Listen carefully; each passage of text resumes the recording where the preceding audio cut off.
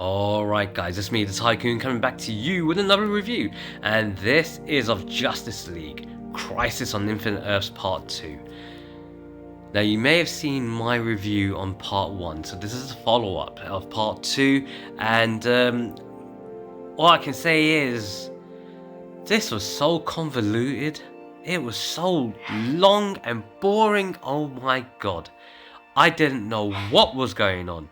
In the beginning, you think, okay, it's gonna follow on from what was happening from the original part, and you're thinking, okay, you know, you got the Joker being himself, just trying to destroy things, wants to see not only the world but everything else comes crashing to an end, and you see Batman save and so on and so forth, and then it goes into like an hour.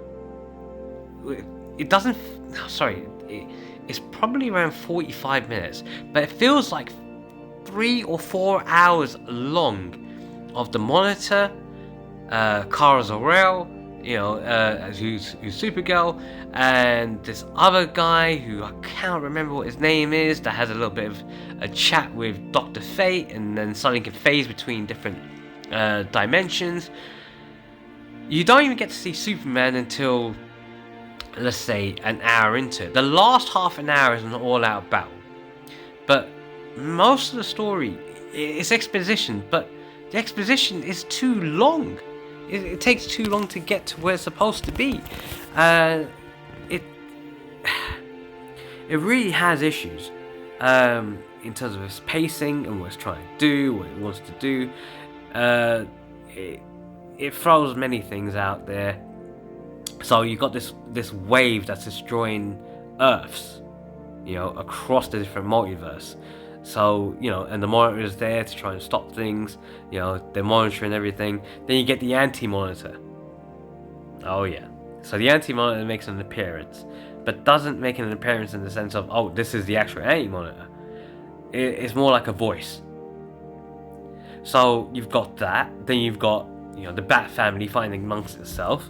You know, Batman Beyond fighting Batman because it's not that, you know, universe's Batman, it's Earth 3's Batman, so on and so forth. You got Superman just trying to keep it together. You know, Wonder Woman and Superman are an item right there. It's not the Superman that it has Lois Lane. You know, and as it's building up, you're seeing that the new bad guy is trying to influence everyone to do what they want to do. Then you've also got these demons, these shadow demons that come out of nowhere and start attacking. It's like, it's going too convoluted. You do get to see a decent story with John Stewart and John Constantine, and that was quite nice. Because Constantine is there now, he remembers who he is. He says that's been hundreds of thousands of years. He's forgotten his name. So now you're getting an idea of what is actually going on. Is that, you know, there is a time jump that's been happening for a long period of time. And it's quite remarkable to see it. But yeah, I was disappointed in this. I was actually falling asleep, because it took so long in the exposition and the storyline. The voice acting is always going to be good, but the voice acting wasn't there for you know, Jensen Ackles was only there for a short period of time as Batman. You know, Darren Criss as Superman, short period of time. It wasn't like Part 1 where they were there prominently. You know, the Flash, not there. You know, Jon Stewart. Yeah, he does his part, but no, not there at all.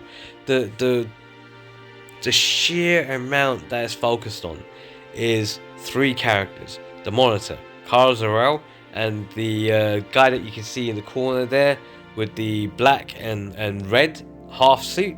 Him, I think his name is Tor or Tur, something like that, something weird. And he talks about how he was a Nazi and so on and so forth. It had nothing to do with it. Nothing to do with he's got little impact on the actual Crisis storyline. Yet a good portion of the movie is dedicated to this character. You know, it would have been better to focus more on the Brainiac and Supergirl and how they lost Krypton and stuff like that. And the only reason why the Monitor saved Supergirl was because she was in the way of his view. She was blocking his view, that kind of thing. I see with Wonder Woman they doubled down with the whole Gal Gadot thing and trying to make her out to be an Israeli. But that's sorry, that's me sounding a bit bad there. But yeah, it was okay. No, it wasn't. It was terrible. It was absolutely terrible. The last half hour saved it because of the pure battles that took place. But even then, it was like, okay, yeah, right. It had no real heart with it. And I see what's going on with the DC animated universe at this moment in time. They're struggling. It's not like what it was when they had that, like Justice League, Apocalypse War, and stuff like that. This is really struggling to keep the fans happy, would be the best way of putting it. But let's see what happens with Part 3 and see if Part 3 redeems itself. As always, guys, whichever platform you're watching this on, give me a like, give me a follow. Let me know what you think in the comments. And as always, if you don't know how to do that, then you only need to go back to school. So says the TYCOON.